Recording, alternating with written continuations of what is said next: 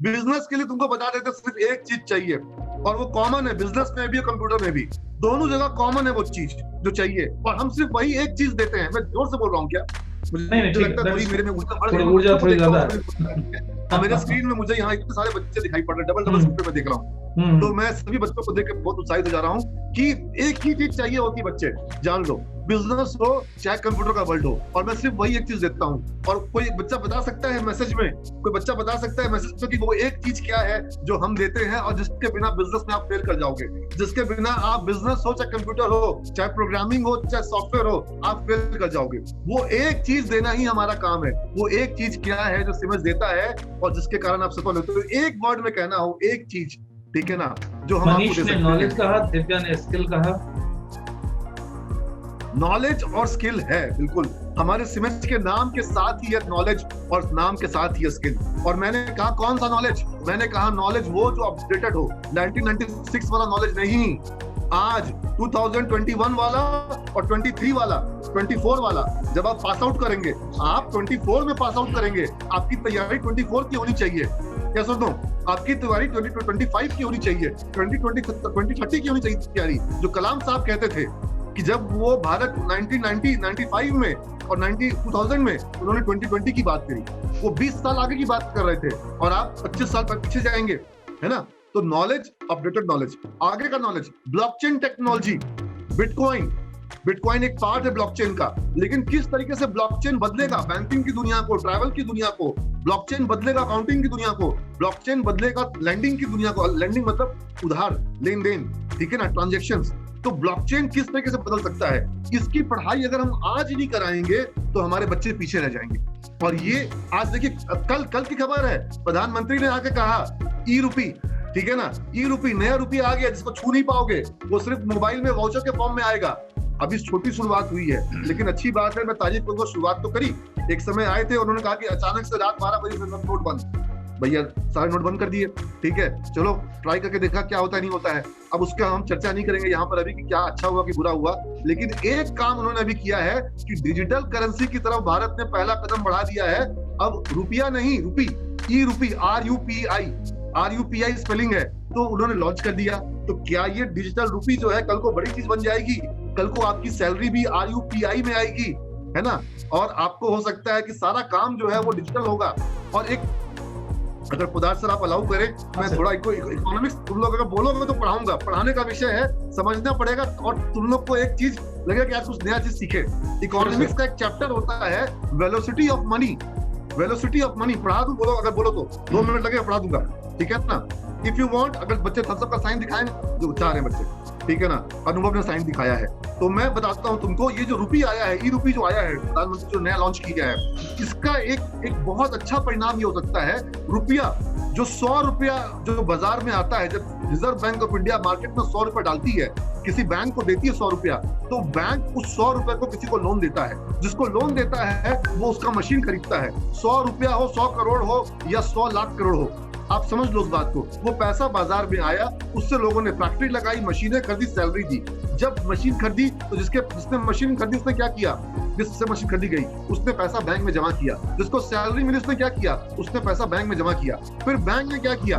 Bank ने उस पैसे को, बैंक ने 100 रुपए को लोन दिया था, 90 रुपए का लोन दिया, बैंक के पास वापस 80 रुपए आ गया। अब बैंक ने क्या किया? वापस 80 रुपए में से 75 रुपए का लोन दे दिया, 75 रुपए में से वापस 70 रुपए बैंक में आ गए। बैंक ने उसमें से वापस से 65 रुपए का लोन दे दिया, 65 रुपए में से वापस 60 रुपए बैंक में आ गए, 60 में से वापस बैंक ने 55 का लोन दे दिया। कटी पॉइंट कि वो 100 रुपया अब बढ़ करके 200-300 रुपया बन जा रहा है, मनी पैसा घूम रहा है, ठीक है ना।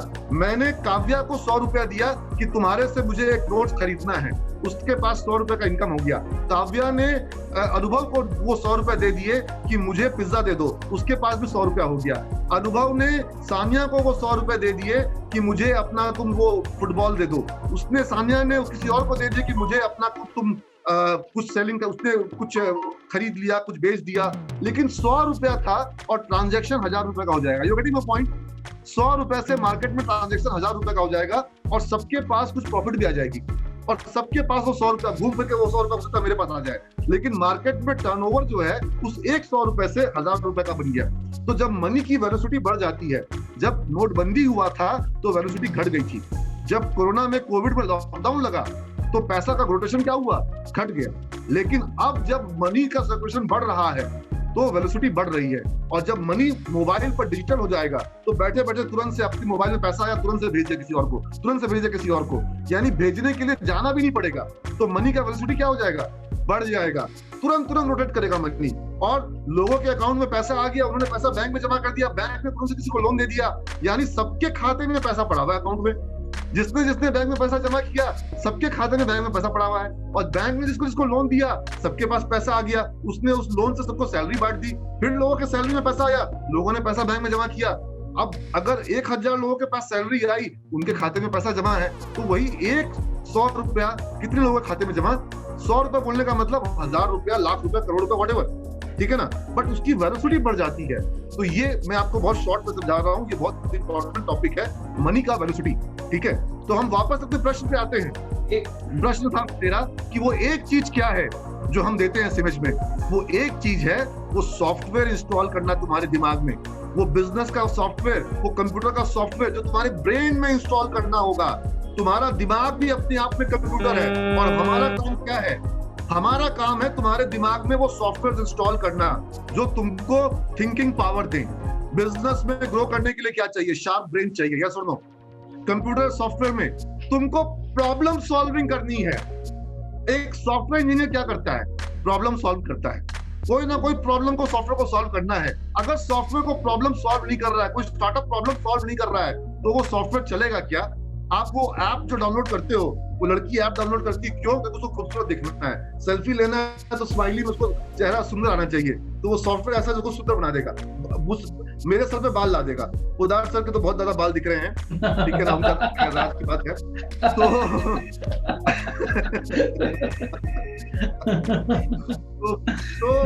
तो वो सॉल्यूशन है, तो सॉफ्टवेयर आपको एक सॉल्यूशन देगा, चाहे कोई भी सॉल्यूशन हो, चाहे किसी को हिंदी सब इंग्लिश समझ में नहीं आ रही हो, वो हिंदी में ट्रांसलेट कर दे रहा है, ठीक है ना, तो वो सॉफ्टवेयर आपको सॉल्यूशन देगा, तो सॉल्यूशन देगा तो उसकी डिमांड होगी।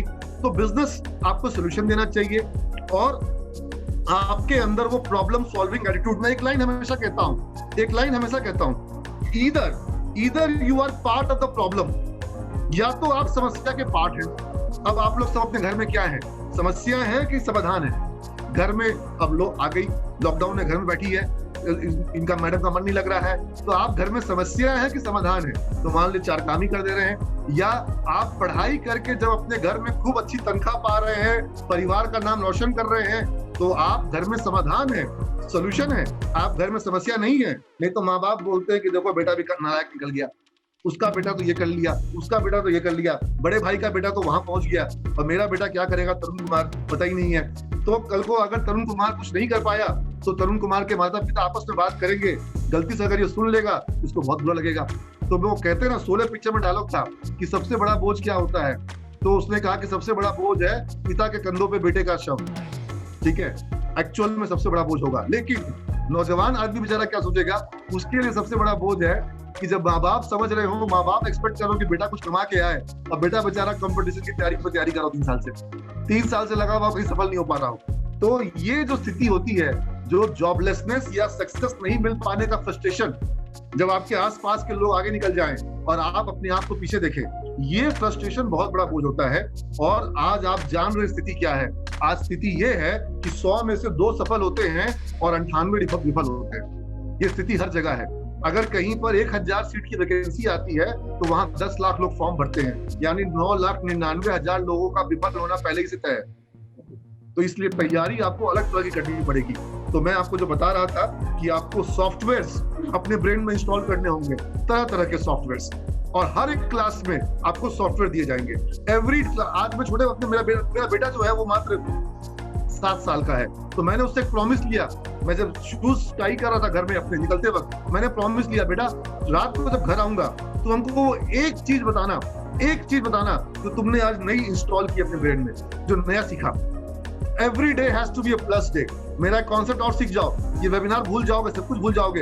एक बात याद रखना, every day has to be a plus day, ठीक है ना। ये प्लस का साइन बना के दिखा रहा हूँ कि हर दिन कुछ ना कुछ तुम्हारे साथ प्लस होना चाहिए, नहीं तो दिन तो ऑटोमेटिक माइनस हो जाता है। या सुनो, दिन तो ऑटोमेटिक माइनस हो जाता है। Every day has to be a plus day. आज तुमने ये वेबिनार अटेंड किया है, आज का तुम्हारा दिन प्लस डे हो गया है। बहुत कुछ तुमको ऐसा देके जाऊंगा कि तुम्हारा आज का दिन तुम प्लस डे में काउंट करोगी, ठीक है ना। लेकिन कुछ ना कुछ रोज सीखना होगा। और हर क्लास जो हमारी, मैं समझ के सारे टीचर को कहता हूँ, उदार सर मेरे साथ में जुड़े हुए हैं, हर मीटिंग में कहता हूँ, जिस दिन आपकी क्लास प्लस डे वाली क्लास नहीं होगी, उस दिन सोचना कि क्या करूं मैं, क्या सुधार करूं, क्या परिवर्तन करूं कि मेरी क्लास जो है वो प्लस डे वाली क्लास बन जाए, कि बच्चा मेरी क्लास को मिस नहीं कर पाए, मेरी क्लास में एब्सेंट ना हो पाए। Every class has to be a plus class, every day has to be a plus day. Got the point? तो वो एक चीज जो हम हर बच्चों को देते हैं वो है आपके ब्रेन में टूल्स का देना। और हर एक सब्जेक्ट, हर एक टॉपिक टूल्स के लिए होता है। ब्रेन में टूल्स होते हैं, सॉफ्टवेयर इंस्टॉल होते हैं। मैं एक चीज और पूछ रहा हूँ कि कोरोना को लेकर के बहुत सारे बदलाव आए हैं, जिसमें से एक बदलाव है ऑनलाइन क्लासेस। अब ऑनलाइन क्लासेस मोड ठीक है पढ़ाई का, या ऑफलाइन मोड ठीक है, या डुअल मोड उसका बेस्ट ऑप्शन हो सकता है? क्या ऑप्शन अच्छा रहेगा?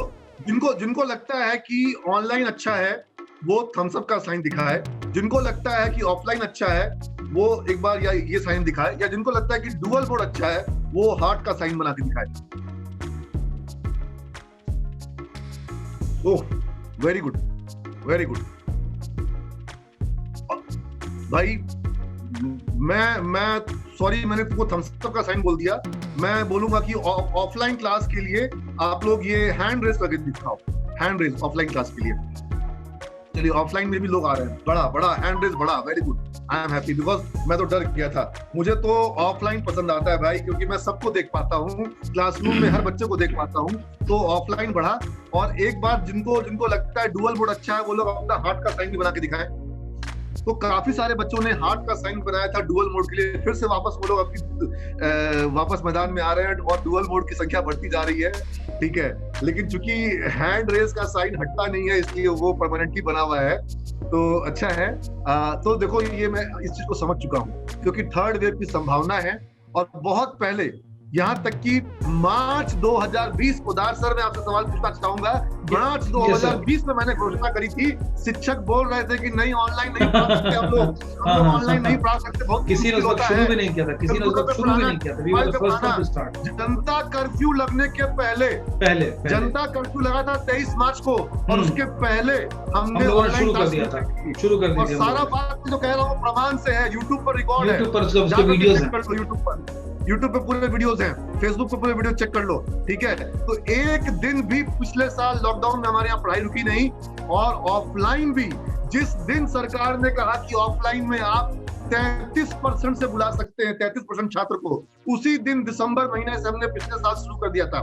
लेकिन जो बच्चे बोलते हैं कि ऑफलाइन शुरू होगा तब हम आएंगे, तो उनका तो पूरा समय निकल जाएगा। आप अगर ऑफलाइन के इंतजार में बैठे रह जाओगे तो मतलब सर के बाल उड़ जाएंगे और मालूम पड़ेगा कि क्लास कब स्टार्ट होगी, नहीं होगी, कब लॉकडाउन दोबारा लग जाएगा, क्या होगा। इसलिए आपको रुकना नहीं है, थकना नहीं है। चाहे आज मैं तुम लोग को समझा रहा हूँ, ऑनलाइन समझा रहा हूँ, बात समझ में आ रही है कि नहीं आ रही है? बात समझ में आ रही है, मेरी बात तुम तक पहुंच रही है ना? तो फिर हम रुकेंगे क्यों? हम every day has to be a plus day, ठीक है। हम चाहे ऑनलाइन हो चाहे ऑफलाइन हो। और आज अभी जब मैं तुमसे बात कर रहा हूँ, सिमेज में अभी कम से कम भी 12 से 15 क्लास चल रही है। और किस मोड में चल रही है? Offline plus online. जो बच्चे ऑफलाइन आ पा रहे हैं वो क्लासरूम के अंदर बैठ के क्लास कर रहे हैं, वो बच्चे क्लासरूम में हैं जो पटना आ गए हैं। और जो पटना नहीं आ पा रहे हैं वो बच्चे उसी सेम क्लासरूम को जूम पर, इसी तरीके से जैसे तुम लोग यहाँ पर हो, वो बच्चे उसी सेम क्लासरूम को ऑफलाइन ऑनलाइन अटेंड कर रहे हैं लोग। और सवाल पूछ सकते हैं, हैंड रेस कर सकते हैं, वहां पे माइक सबका ऑन रहता है। हम यहाँ पे इतने लोग हैं इसलिए माइक ऑन नहीं कर रहे हैं, लेकिन वहां पे सारे बच्चे कभी भी, जब मैं 20 क्लास में माइक ऑन रहता है सारे बच्चों का, ठीक है। और ये तो डुअल मोड हुआ ना, ऑफलाइन प्लस ऑनलाइन। और एक ट्रिपल मोड है। ट्रिपल मोड क्या है हमारा? ट्रिपल मोड है कि उसी सेम क्लास को हम यूट्यूब पर डाल देते हैं, यूट्यूब पर, ताकि न केवल मेरा बच्चा बल्कि तुम लोग में तो जो बच्चे पटना में किसी कॉलेज में एडमिशन लेना हो, मैं तुमको कह रहा हूँ जाओ कहीं भी एडमिशन ले लो, किसी भी कॉलेज में एडमिशन ले लो, क्लास तुमको सीमेज का मैं दिलवाऊंगा फ्री ऑफ कॉस्ट क्लास दिलवाऊंगा सीमेज का। कहीं पर भी तुमको जहां मन करे वहां पढ़ो, सरकारी कॉलेज में पढ़ो, पढ़ाई तुमको सीमेज की मिल जाएगी, जो कि A1 पढ़ाई है, जो कि हमारा बच्चा हर साल विश्वविद्यालय में टॉप करता है। तो तुमको मैंने खुद ही सिखा दिया कि क्यों सीमेज में एडमिशन मत लो और दूसरे जगह एडमिशन ले लो और सीमेज की पढ़ाई भी कर लो। ठीक है, हमको उससे कोई फर्क नहीं पड़ता। हम चाहते हैं कि सारे बच्चे पढ़े, बिहार का हर बच्चा पढ़े। और बिहार छोड़, दूसरे राज्य के बच्चे हमारे वीडियो देखने लग गए हैं और हमारे वीडियो से पढ़ रहे हैं, सीख रहे हैं। ठीक है, तो सबको पढ़ाई सुलभ हो, फ्री ऑफ कॉस्ट हो, ये मेरा एक मिशन है। लेकिन जो हमारे बच्चे हैं, जो हमारे कॉलेज में हैं, हमारे क्लास में हैं, वो हमारे जिगर के टुकड़े हैं, वो हमारे दिल के करीब हैं, और उनको कैसे क्या आगे बढ़ाना है ये हम जरूर जानते हैं। इसका हम उपाय जरूर करते हैं और आज तक करते आए हैं। और बिहार के सारे संस्थान एक तरफ, सिमेज अकेला एक तरफ, और कोई ये डंके की चोट पे बात कह रहा हूँ कि आप रिकॉर्ड मिला लो, आप पूरे बिहार के सारे कॉलेज का प्लेसमेंट का रिकॉर्ड ले आओ उठा करके, आप में से जितने बच्चे चाहो मिलकर कर लो ये काम, सारे कॉलेज का प्लेसमेंट का रिकॉर्ड ले आओ, और मैं सिर्फ अकेला सिमेज का रिकॉर्ड दूंगा, और उनसे ज्यादा होगा, उनसे ज्यादा नहीं, उनसे काफी ज्यादा होगा। ये अपने सेक्टर की मैं बात करता हूँ, मैं सिर्फ बात कर रहा हूँ बीसीए की और बीबीए की। और बाकी बिहार में कहाँ किस कोर्स में कितनी पढ़ाई हो रही है, बीएड में कहाँ पढ़ाई हो रही है, क्या हो रही है, मैं यहाँ खुले मंच पे बोलना नहीं चाहूंगा। आप तो सब जानते हैं किसके गांव में किस कॉलेज में क्या होता है। बच्चे कॉलेज जाते कब है? बच्चे कॉलेज जाते हैं साल में 2 दिन, एक बार फॉर्म भरने के लिए, एक बार एडमिट कार्ड लाने के लिए। और हमारे यहाँ पर अगर वो 2 दिन भी एब्सेंट करता है तो घर में पिताजी के पास फोन जाता है कि लड़का आपका आ नहीं रहा है, क्या बात है? तो समझ के आना, अगर हमारे यहाँ पर क्लास कर सकते हो तभी आना है। अटेंडेंस का मैसेज जो है पापा के मोबाइल पे जाएगा, तुम्हारे मोबाइल पे नहीं जाएगा, पापा के मोबाइल पे जाएगा। समझ रहे बात को? और पेरेंट टीचर मीटिंग होती है। तो ये एक अलग तरह का इन्वायरमेंट है। यहाँ पर अपने आप को अभिमन्यु की तरह चक्रव्यूह में फंसाना हो तभी आना। और जब लाइफ में आ गए हो और 18 साल के होने वाले हो तो चक्रव्यूह में आ चुके हो, जान लो इस बात को। अब चक्रव्यूह में या तो तुम क्या कहते हैं, वहां पे तुम्हारी मौत होगी, या मतलब करियर में तुम कुछ कर नहीं पाओगे, और या विजयी बनोगे। तो विजयी कब बनोगे? जब तुम चक्रव्यूह भेदना सीखोगे। ओखल में सर दे चुके हो, अब मुसल से मत डरो। ठीक है ना? हम यही बात कहते हैं क्योंकि तुम्हारा जो एज है, इस एज में तुम्हारे ऊपर आने वाले 3 सालों के अंदर में बड़ी जिम्मेवारी आने वाली है। अभी तक जो एक सैर सपाटे का मौज मस्ती का दौर था ना, तुमने टी शर्ट पहनी, पैसा पापा ने दिया। तुमने स्कूल में फीस जमा करी, पैसा पापा ने दिया। तुमने स्मार्टफोन खरीदा, पैसा किसने दिया? पापा ने दिया। कल को तुम्हारी शादी होगी, तुम्हारे वाइफ का फोन का रिचार्ज तुम्हारे पापा करवाएंगे, तुम्हारे बच्चों की स्कूल की फीस तुम्हारे पापा भरेंगे। हैं? ये समझ लो इस बात को कि तुम्हारा ओखल में सर पड़ चुका है। अब तुम उस मोड से बाहर निकलो कि पापा है ना, पापा है और पापा रहेंगे, लेकिन तुमको अब पापा को मदद करनी होगी। पापा को नया स्मार्टफोन तुम दिलाओ। अब तुम्हारी क्षमता ये होनी चाहिए। क्या सुनो, मेरी बात अगर अच्छी लग रही हो तो एक बार थम्स अप का साइन दिखाना।